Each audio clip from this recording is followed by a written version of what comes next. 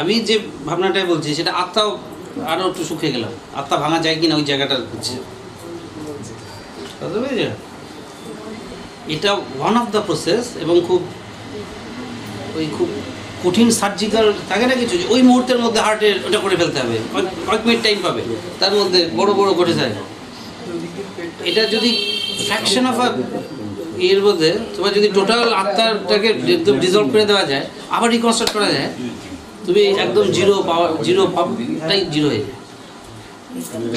পাপটা যে কন্টেনারে ক্যারিড হচ্ছে সে খুঁজে পাচ্ছে না, একদম ফ্র্যাকশন, এটা খুব সূক্ষ্ম অপারেশনের মতো।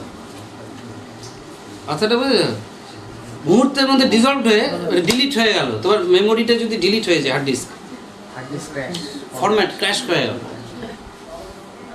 একদম সেকেন্ডে আবার মানে এই যাতে একটা দুটো স্মৃতি একটু বাইরে বার করে রাখে, যে নাম মানাদা ওনার বউ ছিল নাকি, একটা দুটো স্মৃতি জাস্ট তাহলে আমিত্বটা বুঝবে, ওই একটা স্মৃতিতে বাকিগুলো বার করে দিতে পারবে, বার করে দিতে পারবে যেটা ও আমি ঠাকুর ব্যাস আবার চলে গেল, অনলাইনে পড়ে গেল, একদম খুব ক্রিটিক্যাল ইয়ে রয়েছে।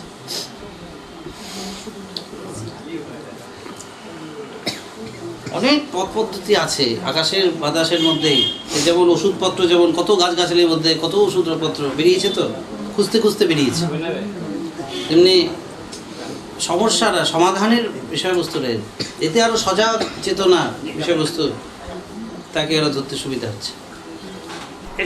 মানে অস্তিত্ব এক ফ্র্যাকশন অফ সেকেন্ড করেই আবার তার আমিটা জোড়া দিয়ে দাও, তাহলে তো জিরো হয়ে গেল। মুহূর্তের জন্য ক্র্যাশ করে কম্পিউটার, আমার মেমোরি ডিলিট, তার আবার পাপ কি আর পূর্ণ কি,